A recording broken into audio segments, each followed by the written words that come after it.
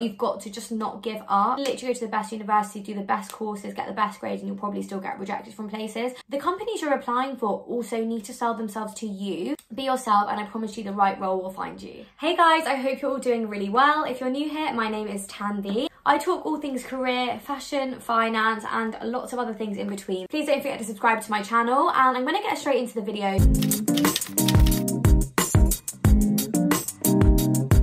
Today I'm going to be talking about things I wish I knew before application season, but I also think they can just be applied to anyone applying for a new job, looking to move roles. I definitely will be doing a video of like very practical tips and tricks of things to do when applying. I also feel like this video is just as important, and it's more like general things I wish people had told me and I wish I knew before applying, because sometimes it's really easy to just get caught up in the application process, the roles and the rejections and everything it comes with, and you kind of forget to just take a step back and look at the bigger picture. So I'm just here to remind you of the bigger picture as someone who has literally gone through this entire process only a couple of years ago, and I'm currently working at a Big Four firm within consulting, but I did start off my career in an audit grad scheme at another Big Four firm. So trust me when I say I've been through it, I understand application season. Now, for those of you who are like uni students or graduates, application season usually starts now. It's usually like from September, I would say, to early in the new year, so January, February time. But what I would say is really useful is just to have like an Excel spreadsheet, all the firms that you want to apply for,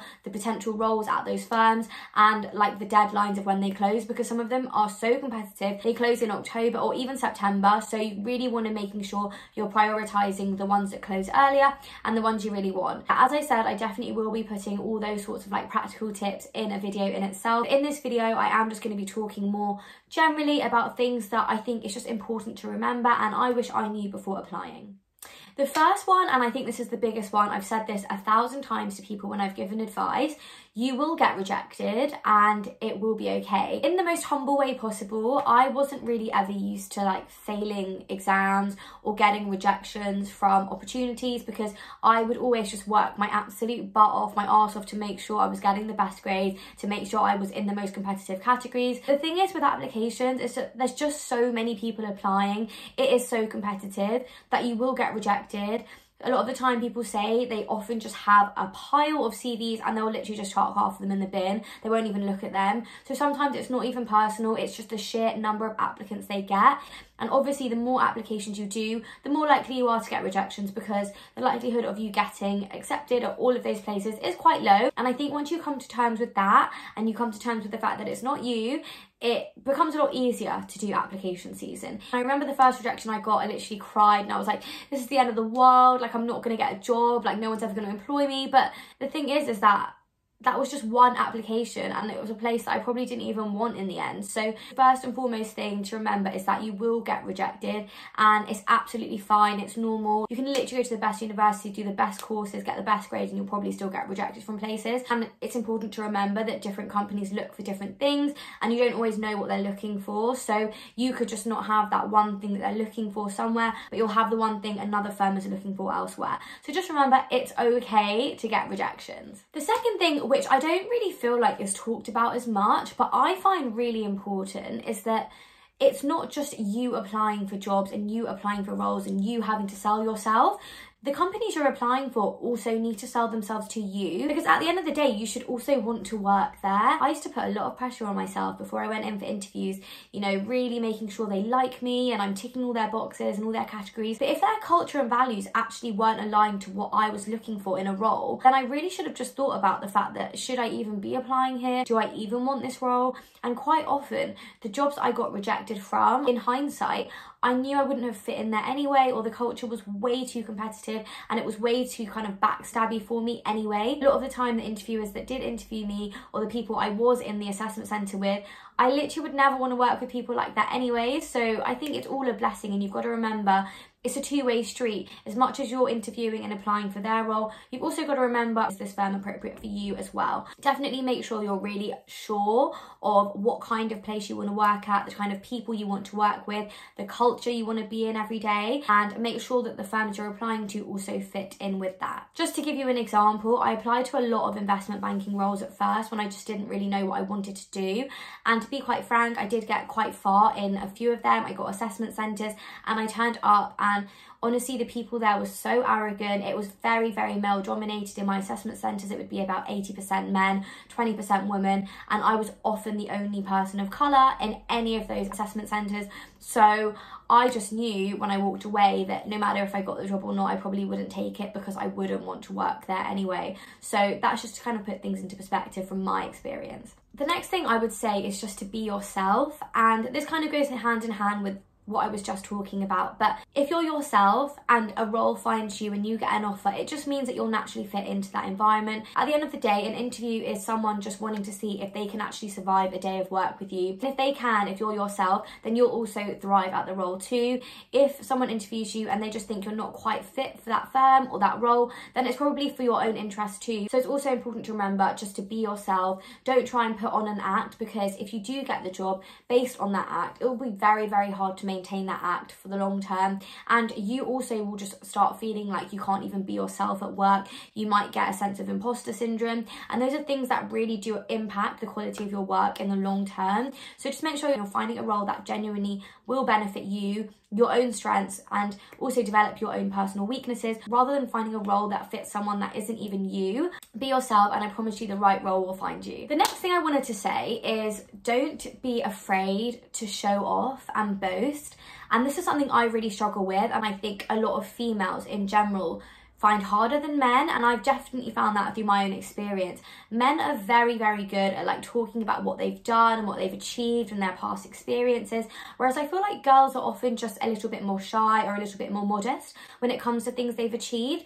And I've learned that the hard way, because sometimes boys haven't really achieved anything more than I have, but they just say it in a way that makes them sound like they've done 20 times more than I have. So you've really got to learn to just not be modest, especially when it comes to things like interviews. You've got to back yourself, you do have to sell yourself, and you have to really, really talk about your achievements, the impact they have had, what you've learned from them, because at the end of the day, if you don't say it, then who will?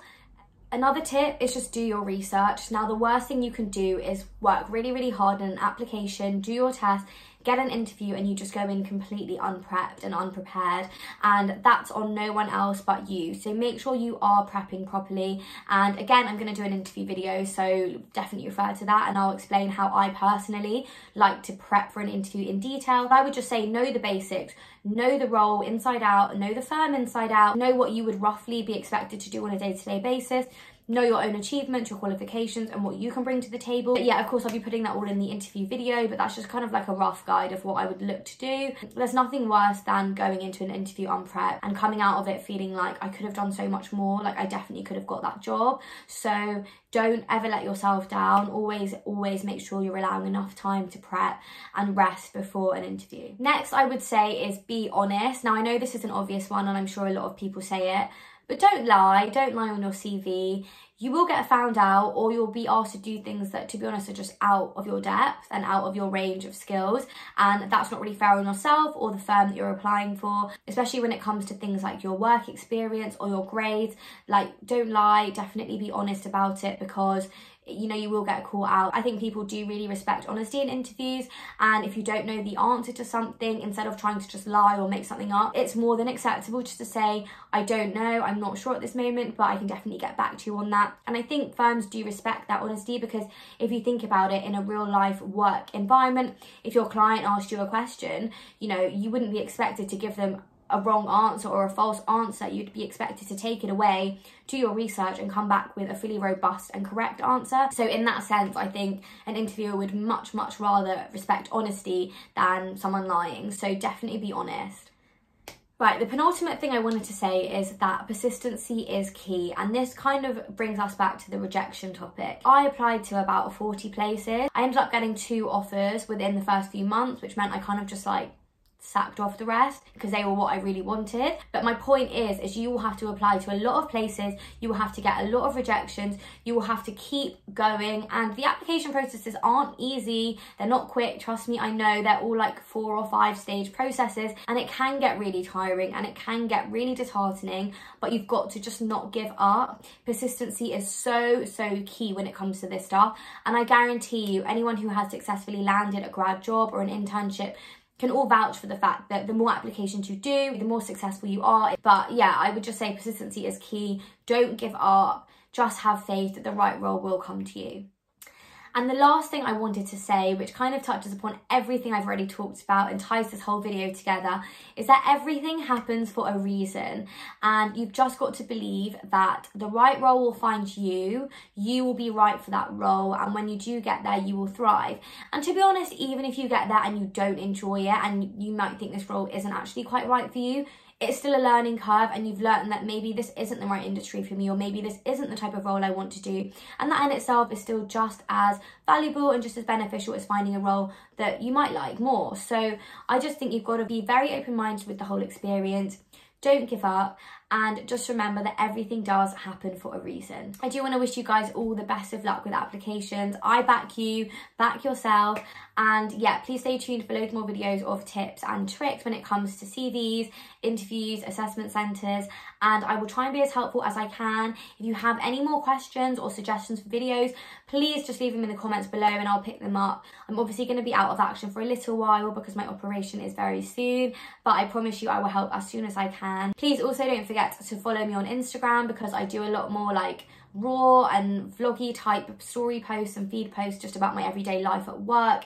And I definitely think that a lot of you will be able to relate to some of the stuff in there as well. I hope you guys take care, best of luck with your apps, and I'll see you guys in the next video. Lots of love, bye.